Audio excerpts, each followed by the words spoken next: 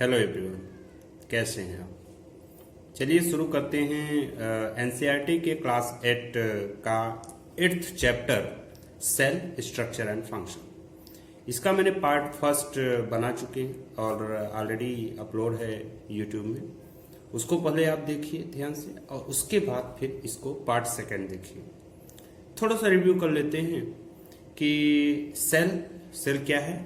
Cell is the structural and functional fundamental unit of life.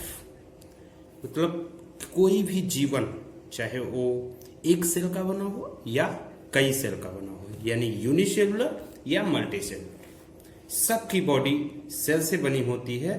और जो fundamental, जो basic या जो फंक्शन होता है और जिससे स्ट्रक्चर पूरा बॉडी का बना हुआ होता है, ये सब का सब सेल्स से ही होता है।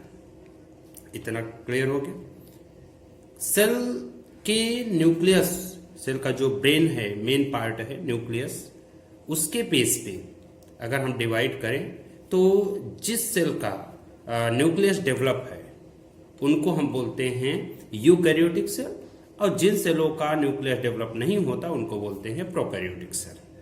अब प्रोकैरियोटिक के एग्जाम्पल जैसे बैक्टीरिया, इसी तरह यूकैरियोटिक के बहुत सारे एग्जाम्पल्स हैं।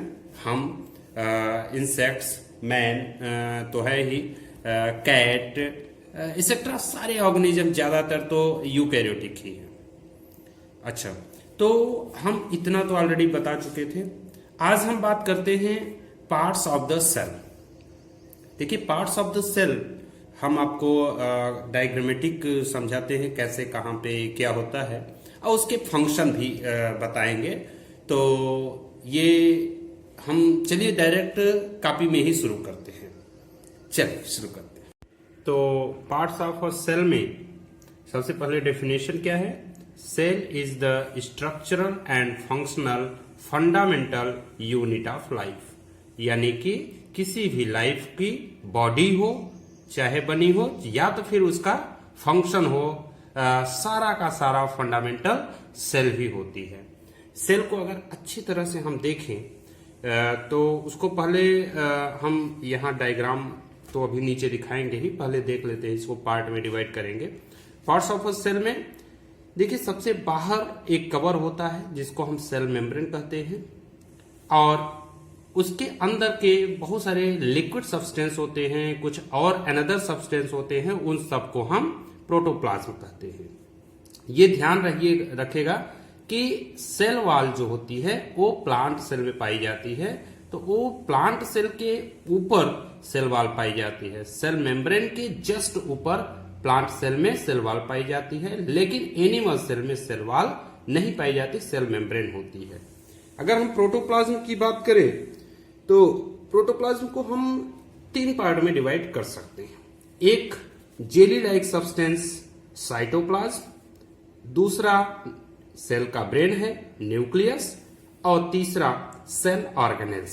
अभी हम न्यूक्लियस और साइटोप्लाज्म को जब पढ़ेंगे तो और आगे डिवाइड करेंगे। लेकिन अगर सेल ऑर्गेनेल्स की बात करें तो सेल ऑर्गेनेल्स बहुत सारे होते हैं, लेकिन जो बेसिक सेल ऑर्गेनेल्स है उनमें से क्लोरोप्लास्ट है, ये प्लांट सेल में पाया जाता है, और माइटोकॉन्ड्रिया है, ये क्लोरोप्लास्ट सिर्फ प्लांट सेल में पाया जाता है। दूसरे number mitochondria, Golgi body, lysosome, endoplasmic reticulum, ribosome, vacuole, centrosome, और न्यूक्लियस में जो है वो तो है ही। चलिए पहले डायग्राम को देखते हुए इसको अच्छी तरह से हम स्टडी करते हैं। देखिए, ये एक एनिमल सेल का डायग्राम है, और अगर प्लांट सेल की डायग्राम की बात करें तो कुछ इस तरह है। हमने एनिमल सेल में अच्छी तरह से इंटरनल पार्ट को डिवाइड किया है, समझाया है। तो चलिए एनिमल सेल के इंटरनल पार्ट को समझ लेते हैं, उसके बाद प्लांट सेल में कुछ डिफरेंट चीजें जान लेते हैं जो एनिमल से डिफरेंट है। तो देखिए, जैसा कि मैंने आपको इसके शेप और साइज के बारे में बताया था, तो साइज बैक्टीरिया की सबसे छोटी होती है, और लार्जेस्ट साइज अगर सेल की बात करें तो ऑस्ट्रिच के एग होती हैं। लेकिन अगर इसके शेप की बात करें तो शेप कोई भी आकार, इरेगुलर हो सकता है, गोलाकार, स्फेरिकल जिसको बोलते हैं, और या फिर जिस तरह का मैंने डायग्राम बनाया है। बेसिकली बुकों में आप इसी तरह का डायग्राम देखेंगे। तो शेप में मत जाइए, इसके इंटरनल बॉडी पार्ट्स को देखिए, इंटरनल पार्ट्स को देखिए क्या है, किस तरह से इसका स्ट्रक्चर बना हुआ होता है। देखिए सबसे बाहर एक आप लेयर बना हुआ देख रहे हैं जिसको बोलते हैं सेल मेम्ब्रेन। एक्चुअली ये सेल मेम्ब्रेन है तो है ही, इसको हम प्लाज्मा मेम्ब्रेन भी कहते हैं। प्लाज्मा मेम्ब्रेन इसलिए कहते हैं क्योंकि इसके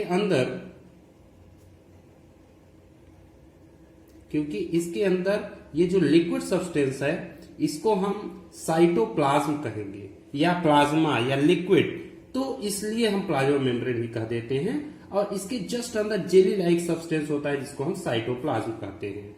एक्चुअली जो ये सेल मेम्ब्रेन है इसके जस्ट अंदर जितना पार्ट है पूरे को हम प्रोटोप्लाज्म कहेंगे, लेकिन प्रोटोप्लाज्म को आगे डिवाइड करते हैं। जैसा कि यहाँ पे मैंने बताया कि प्रोटोप्लाज्म को अगर अच्छे से पढ़े तो साइटोप्लाज्म, न्यूक्लियस और सेल ऑर्गेनेल्स तीनों अलग अलग पढ़ेंगे। तो देखिए इसमें एक बीचों बीच सेंटर में, एनिमल सेल में सेंटर में होता है, प्लांट सेल में एक कॉर्नर किनारे में हो सकता है ये न्यूक्लियस। तो सेंटर में जो पाया जाता है इसको हम न्यूक्लियस कहेंगे। ये सेल का सेंटर में प्रेजेंट एक्चुअली ये ब्रेन का काम करता है। तो ये बहुत ही इंपॉर्टेंट ऑर्गन है सेल के, और सेल ऑर्गेनेल्स है न्यूक्लियस, जिसका कि पूरी सेल को कंट्रोल करना ये काम होता है। इसके साथ ही ये न्यूक्लियस, यहाँ पे देखिए लिखा हुआ है न्यूक्लियर मेम्ब्रेन, न्यूक्लियोलस, क्रोमोसोम्स और न्यूक्लियोप्लाज्म। ये एक्चुअली न्यूक्लियोप्लाज्म एक लिक्विड सब्सटेंस होता है इसके अंदर। तो ये जो न्यूक्लियोप्लाज्म है न्यूक्लियस के अंदर लिक्विड सब्सटेंस, जिसमें कुछ अगर बात करें जैसे अभी क्रोमोसोम की बात किया, तो क्रोमोसोम क्रोमेटिन नेटवर्क के रूप में यहाँ पाया जाता है। तो जो एक क्रोमोसोम क्रोमेटिन नेटवर्क के रूप में पाया जाता है यही आगे चल करके क्रोमोसोम बनता है। क्रोमोसोम अलग अलग प्राणियों में अलग अलग होता है। जैसे ह्यूमन में अगर बात करें तो ये 23 पेयर होता है, यानी 46। और इसी न्यूक्लियस से लगा हुआ स्ट्रक्चर होता है, ये आप देख रहे हैं किनारे किनारे दो साइड, इसको बोलते हैं इंडोप्लाज्मिक रेटिकुलम।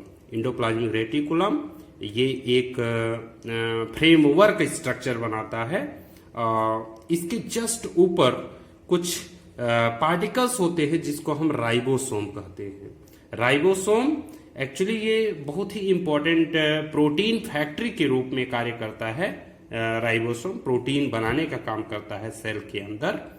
तो राइबोसोम कहाँ प्रेजेंट होता है? होता तो साइटोप्लाज्म में भी है, लेकिन मेनली इंडोप्लाज्म रेटिकुलम के ऊपर और न्यूक्लियस के चारों किनारे किनारे यानी लगे हुए उसके मेम्ब्रेन में लगा हुआ रहता है। साथ में लाइसोसोम है, छोटा छोटा स्ट्रक्चर जो न्यूक्लियस के अंदर कुछ फूड पार्टिकल्स या फॉरेन पार्टिकल्स आते हैं उनको डाइजेस्ट करने का हेल्प करता है। साथ में माइटोकॉन्ड्रिया है जो कि बिखरा हुआ होता है, बहुत सारी संख्या में होता है माइटोकॉन्ड्रिया। माइटोकॉन्ड्रिया किसी भी सेल को एनर्जी प्रोवाइड करता है। एनर्जी प्रोवाइड करता है इसलिए हम इसको power house of the cell कहते हैं, यानी सेल का ये पावर हाउस है माइटोकॉन्ड्रिया। और फिर आगे बढ़ते हैं, इंडोप्लाज्मिक रेटिकुलम बता दिया, राइबोसोम बता दिया, न्यूक्लियस बता दिया, गोल्गी ऑपरेटस या गोल्गी बॉडी एक ही चीज है। तो गोल्गी ऑपरेटस या गोल्गी बॉडी कुछ इस तरह का स्ट्रक्चर होगा और ये भी संख्या में कई होते हैं, इनके नंबर्स बहुत सारे हो सकते हैं, साइटोप्लाज्म में बिखरे हुए होते हैं और इस तरह ये किनारे या कहीं भी स्ट्रक्चर में फैले हुए रहेंगे।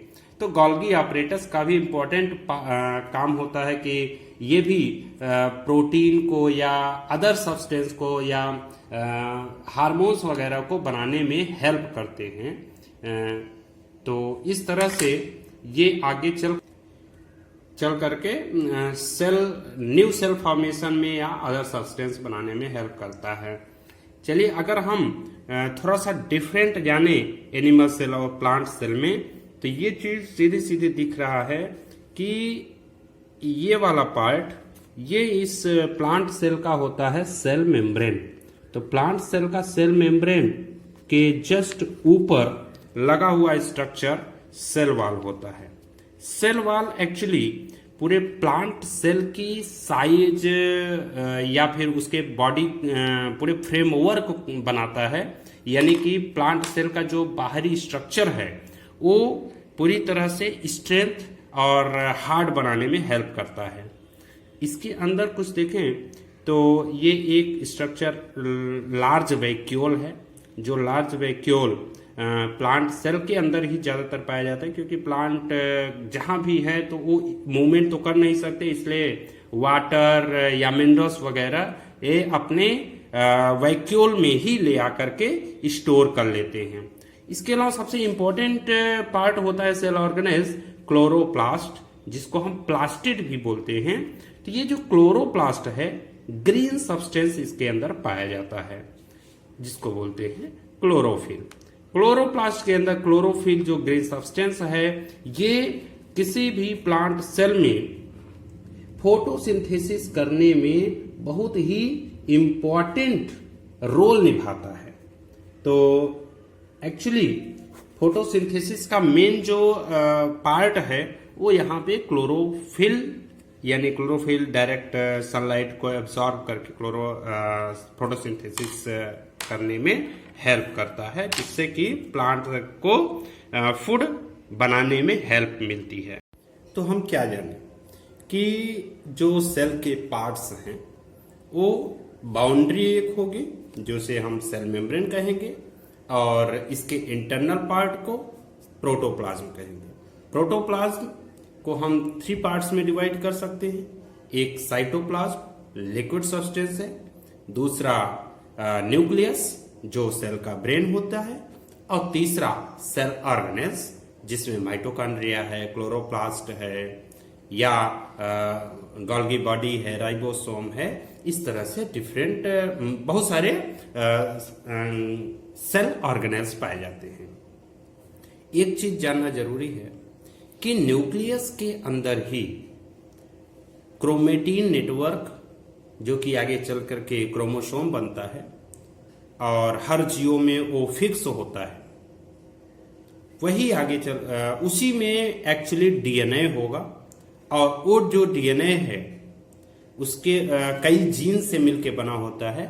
जो जीन हेरेडिटरी कैरेक्टर्स उनके पेरेंट्स से ऑफस्प्रिंग में यानी बच्चों में ले जाने का कार्य करते हैं, ले जाने का फंक्शन है उनका। सो ये जानना जरूरी है कि डीएनए कहाँ पाया जाता है? न्यूक्लियस के अंदर। और जितनी सेल हैं सारी सेल में क्रोमोसोम होगा, और क्रोमोसोम डीएनए से बना होता है। और बाकी सारे सेल ऑर्गेनेल्स जो हैं उनका सबका अपना अलग कार्य होता है, अपना अलग फंक्शन होता है। किसी का काम है एनर्जी देना, किसी का काम है प्रोटीन हार्मोन्स बनाना, तो किसी का काम है बॉडी पूरे सेल को और बाकी मेंटेनेंस बनाए रखना, टेम्परेचर या फिर फॉरेन बैक्टीरिया को मारना। ये सारे के सारे फंक्शन सेल के अंदर ही उन्हीं के ऑर्गेनेल्स के थ्रू होता है। इसका डिटेल में स्टडी आप अदर क्लासेस में, जैसे 9th में ज़्यादा डिटेल में स्टडी कराया जाता है, फिर 11th में कराया जाता है। अभी आपको बेसिक नॉलेज चाहिए थी, शो आपको मिला, अच्छे से देखिए, और अच्छा लगे तो शेयर करिए, सब्सक्राइब करिए, जिससे आपको कुछ नया नोटिफिकेशन मिलती रहे जब भी हम कुछ नया वीडियो अपलोड करें। Thank you.